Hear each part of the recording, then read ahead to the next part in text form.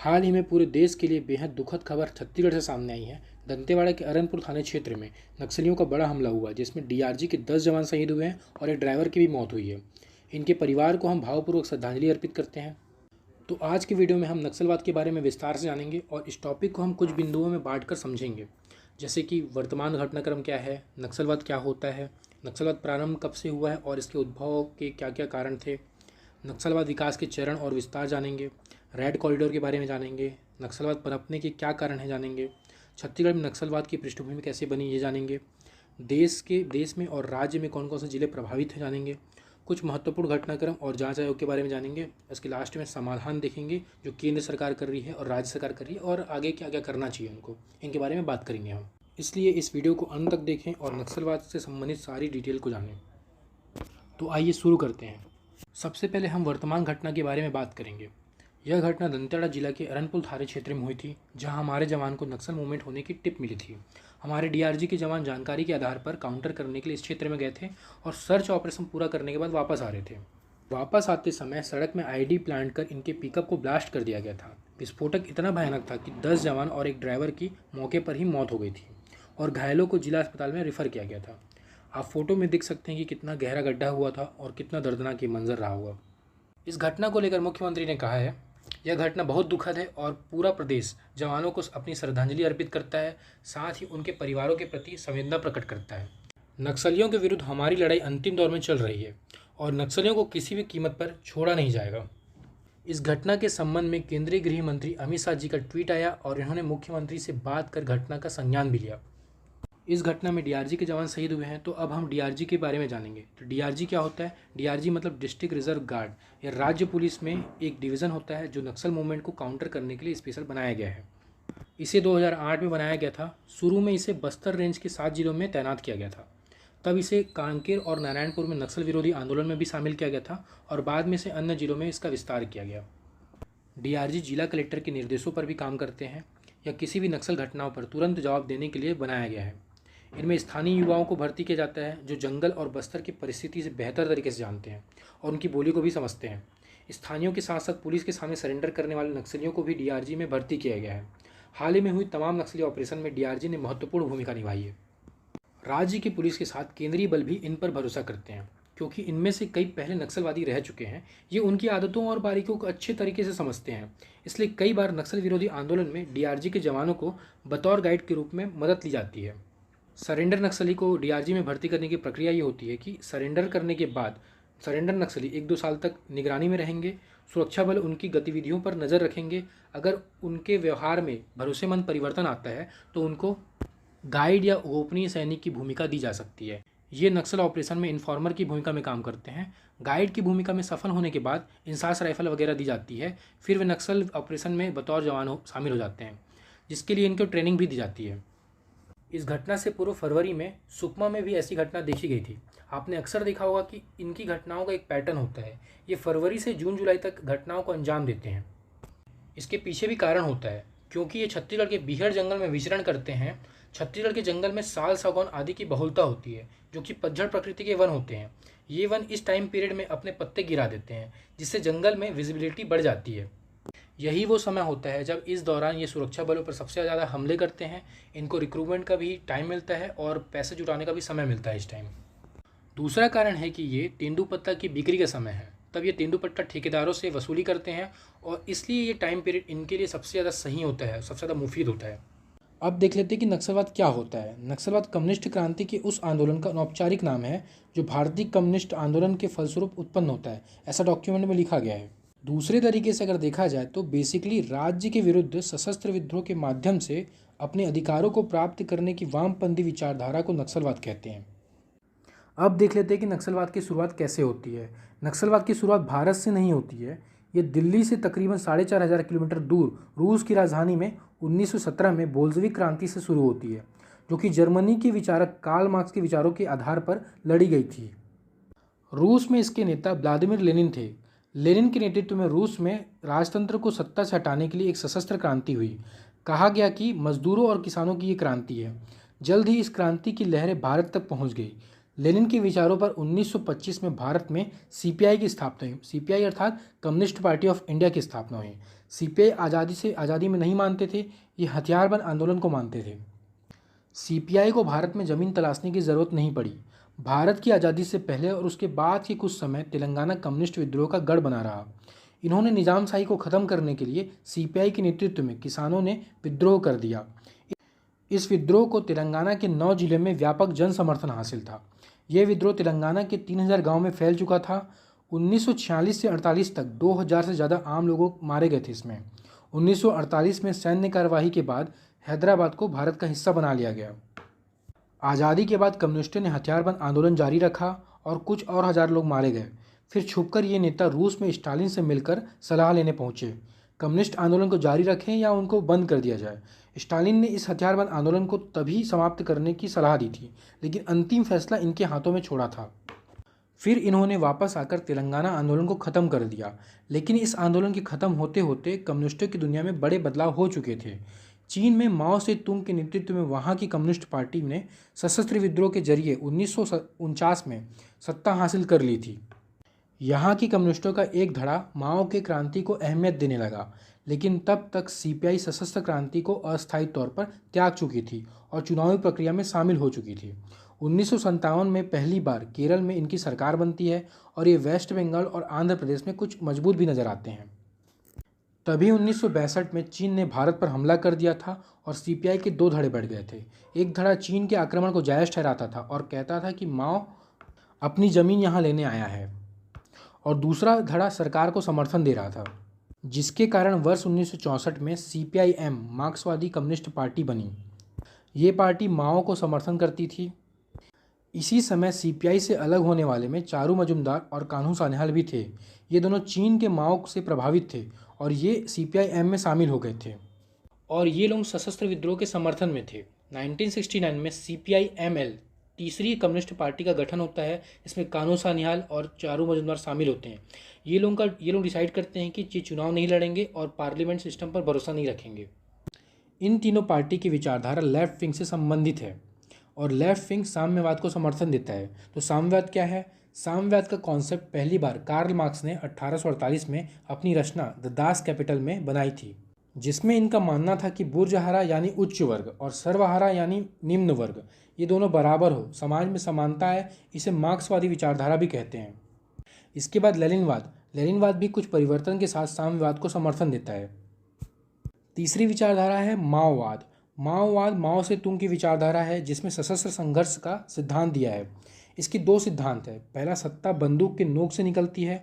दूसरा, राजनीति रक्त रहित युद्ध है और युद्ध रक्त सहित राजनीति है।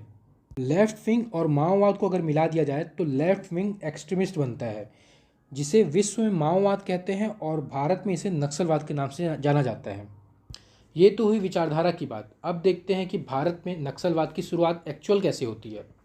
1967 में पश्चिम बंगाल के दार्जिलिंग जिले में नक्सलबाड़ी इलाके में इनकी शुरुआत मानी जाती है।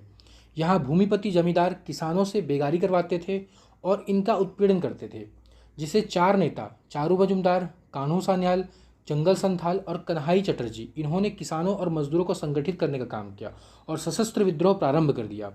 दिन दहाड़े निर्मम हत्या होती थी, लूटपाट होते थे, जमींदारों को मारा काटा जाता था। अगर हम डिटेल में जाएंगे तो वीडियो बहुत लंबा हो जाएगा। इसी समय इन चारों ने सीपीआई-एम से अलग होकर अखिल भारतीय समन्वय समिति का गठन किया और इसी के द्वारा नक्सलवाद की घटना को अंजाम देने लगे। 1969 में इस संगठन का नाम सीपीआई-एमएल कर दिया गया, मार्क्सवादी लेनिन, और यह घटनाक्रम ऐसे चलता रहा। 1971 में पुलिस कस्टडी में जब चारू मजुमदार की मृत्यु होती है तब इनका दमन शुरू होता है और वेस्ट बंगाल में नक्सलवाद सिमटता चला जाता है। नक्सलवाद को बेसिकली हम 3 चरणों में देख सकते हैं। पहला चरण 1967 से 80 तक, जिसमें हमने इनके वैचारिक विकास के चरण को देखा। ये माओवाद के विचार को फॉलो करते थे। दूसरा चरण है 1980 से लेकर 2004 तक। ये इनके व्यवहारिक विकास का समय है, जहाँ देश के अलग अलग राज्यों में नक्सलवादी घटनाएं होती है और इनका एक संगठन बनता है। तीसरा चरण 2004 से वर्तमान तक, इसमें इनका अंतर्राष्ट्रीय विकास होता है। संगठन के लिए अंतर्राष्ट्रीय सहायता से भी ये लोग नहीं कतराते हैं। हथियार, बारूद आदि के लिए ये लोग अंतर्राष्ट्रीय संस्था, आतंकवाद, इन सब से डील कर सकते हैं। अब हम 2004 के आसपास इनका संगठन कैसे बना, कैसे ये मजबूत हुआ इसके बारे में जानते हैं, क्योंकि यही समय था जब नक्सलवाद छत्तीसगढ़ में आए थे, इसलिए हम हमारे लिए बहुत इंपॉर्टेंट है। चारू की मौत के बाद भारत में माओवाद को फिर से खड़ा करने वाला कोडापल्ली सीतारामैया थे। इस बार गूंज बंगाल में ना होकर आंध्र प्रदेश में उठी थी। कोडापल्ली सीतारामैया कभी वारंगल जिले के गैब्रियल हाई स्कूल में अध्यापक थे। इन्होंने तत्कालीन आंध्र प्रदेश के वारंगल, आदिलाबाद, करीमनगर और खम्मम में नक्सली आंदोलन को खड़ा करने का प्रयास शुरू किया। इस क्षेत्र से केएस फैमिलियर थे।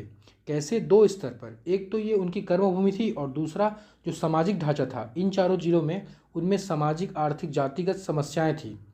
गरीबों की लड़कियों के साथ अपर क्लास के लोग का गलत व्यवहार, जमींदार खासकर रेड्डीज वो एक सोशल ऑपरेशन चला रहे थे। इन्हें केएस अच्छी तरीके से जानते थे और केएस ने लोगों को सपोर्ट करना शुरू किया। सीतारामैया ने लोगों से संपर्क साधा। केएस ने लोगों के गुस्से को आंदोलन में बदला। इन्होंने अपना इमेज ऐसे पोर्ट्रे किया कि जहाँ कहीं अन्याय होगा हम वहाँ आपके साथ खड़े होंगे। बहुत फेमस लाइन है डॉक्टर हरगोपाल की रिसर्च का। इन्होंने एक दलित से पूछा कि नक्सलवाद के आने के बाद क्या परिवर्तन हुआ है, तो उसने कहा, जमींदार के पाँव की धूल जो उसके पैर में होती थी अब उठकर इनकी आंखों में गड़ने लगे हैं। केएस ने चारू मजूमदार की गलती से सीखते हुए संगठन मजबूत करने पर ज़्यादा जोर दिया और ये हिंसा के तौर तरीके में बदलाव चाहते थे, जिसके लिए इन्होंने नई पार्टी बनाई जिसका नाम रखा CPI-ML पीपल्स वॉर, जिसके पहले जनरल सेक्रेटरी केएस को चुना गया। इसी में डिसाइड हुआ कि जन समर्थन के साथ गोरिल्ला वॉर दस्तों का भी निर्माण किया जाएगा। इन्होंने आंध्र प्रदेश के करीमनगर, वारंगल, खम्मम और आदिलाबाद को मिलाकर गोरिल्ला वॉर क्षेत्र बनाने की तैयारी शुरू की। छापामार में ये अपनी नज़र में जो दुश्मन है उनको मारना, पुलिस और पुलिस के समर्थकों को मारना शुरू किया। इस समय पीपल्स वॉर ग्रुप के पूरे लोगों ने रेड कॉरिडोर का निर्माण किया। केएस ने इस समय नई रणनीति तैयार की। ये भारत के केंद्र में अपने आप को स्थापित करने की तैयारी में थे। इन्होंने ऐसे स्थान की खोज की जो सुरक्षित हो और पुलिस प्रशासन यहाँ घुसने की हिम्मत न कर सके। ऐसे जगह जहाँ संकट आने पर नक्सली को शरण मिल सके। इसके लिए दंडकारण्य को चुना गया। मैप में देखिए यह इलाका दंडकारण्य जो आंध्र प्रदेश, तेलंगाना, छत्तीसगढ़, ओडिशा और महाराष्ट्र में फैला हुआ है। घने जंगलों से घिरा यह प्रदेश 1 लाख वर्ग किलोमीटर का क्षेत्र रखता है। यह क्षेत्र इतना बड़ा है कि इसमें 2 पंजाब राज्य आ सकते हैं। यह पूरा आदिवासी क्षेत्र है। कोडापल्ली ने दंडकारण्य पर कब्जा जमाने के लिए योजना बनाई। शुरुआत इस इलाके में नक्सलियों के 7 दल भेजने से हुई। हर दल में 4 से 5 नक्सली होते थे जो कि अलग अलग क्षेत्र में गए थे। इनका काम दंडकारण्य में रह रहे लोगों का विश्वास जीतकर अपनी विचारधाराओं से जोड़ना था, जिससे दंडकारण्य में भारत के संविधान की जगह नक्सलियों की जनताना सरकार चले। इस इलाके में नक्सलियों ने अपनी पैठ कैसे बनाई, इसका ब्यौरा नक्सलियों ने खुद दिया है। नक्सली बताते हैं कि ये पहली बार जब इस क्षेत्र में गए थे और आदिवासियों को बोले कि हम आपके लिए लड़ने आए हैं, तो आदिवासियों ने कहा, हमको लड़ाई वड़ाई कुछ नहीं करना है, ज़िंदगी एक बार मिलती है और जैसी भी ज़िंदगी है हम यही ज़िंदगी जिएंगे। फिर ये नक्सली रात में बिना खाए पिए वहीं सो गए। सुबह हुई, पूछा गया कि आप यहीं बिना खाए कैसे सो गए बोल के। कल पूरा दिन आप यहीं थे, खाना भी नहीं खाया और कुछ भी नहीं खाया, तो आप ये क्या कर रहे हैं? तो नक्सलियों ने कहा, आपके लिए हम आए हैं। इसके बाद 1 दिन हो गया, 2 दिन हो गया, 3 दिन हो गया। आदिवासी समझने लगे कि इनकी इंटीग्रिटी बहुत कमिटेड है, खाना पीना त्याग कर ये हमारे लिए लड़ने आए हैं। तो आदिवासी बोले कि आप अंदर आ जाइए। तो ऐसे इन्हें बस्तर में एंट्री मिली। इस पूरे कन्वर्सेशन का सोर्स आपको कहीं भी मिल सकता है। दंडकारण्य पूरा पहाड़ी वनों वाला क्षेत्र है, तो ये सुरक्षित है और आदिवासी जिनको अपने दिल में बसा लेते हैं उनको कभी नहीं छोड़ते। ये 2 फैक्टर इनके लिए बहुत काम किए। एक और महत्वपूर्ण चीज़ थी, दंडकारण्य में गैर आदिवासी ठेकेदार आदिवासियों को 50 तेंदुपत्ता के एक बंडल के लिए 3 पैसा देते थे। नक्सलियों के कारण ठेकेदारों को एक बंडल के दाम में 3 पैसे से 6 पैसे करने पड़े। इन 3 पैसों ने नक्सलियों को न केवल यहाँ पनाह दी बल्कि यहाँ की सरकार का दर्जा भी दे दिया। 3 पैसे और, सिर्फ 3 पैसे और पूरे दंडकारण्य के 1 लाख वर्ग किलोमीटर का इलाका नक्सलियों के हाथों में आ गया। हजारों सालों से इस इलाके में रह रहे हमारे आदिवासियों के लिए किसी भी चुनी हुई सरकार ने क्यों कुछ नहीं किया?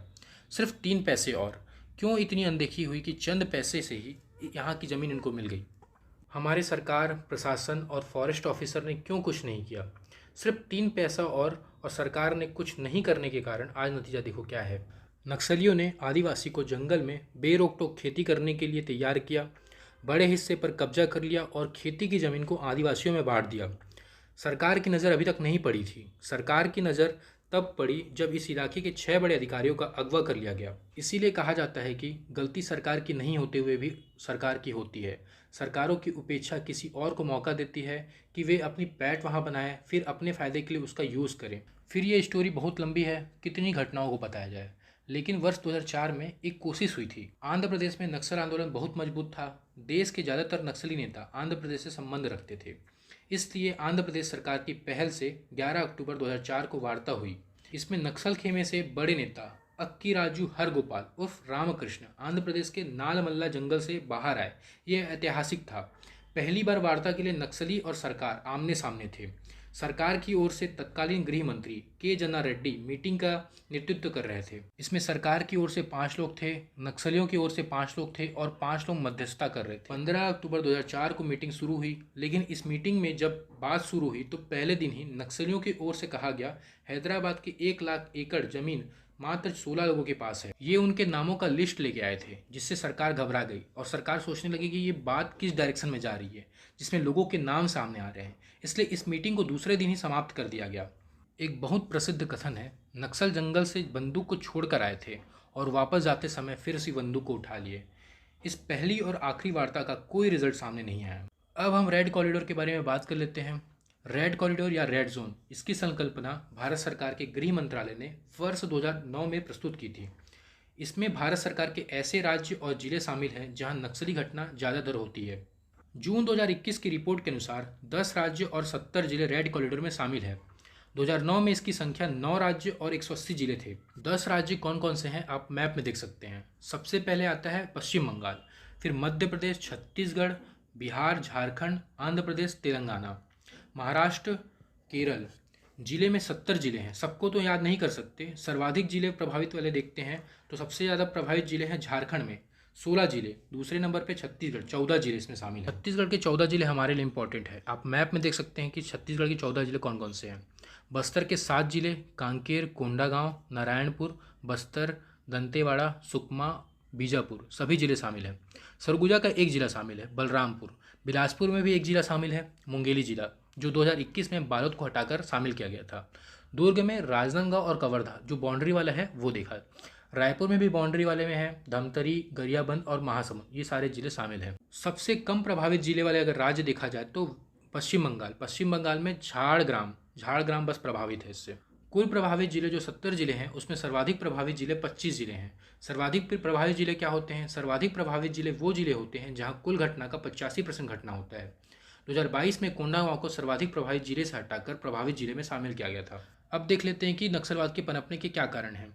इसको हम 2 अलग अलग स्वरूपों में देख सकते हैं, एक तो भारतीय परिदृश्य में, दूसरा छत्तीसगढ़ के परिदृश्य में। भारत में देखें तो पहला सामाजिक आर्थिक विषमता, यह नक्सलवाद के लिए सबसे बड़ा मानसिक हथियार है कि भारत में सामाजिक आर्थिक विषमताएं हैं।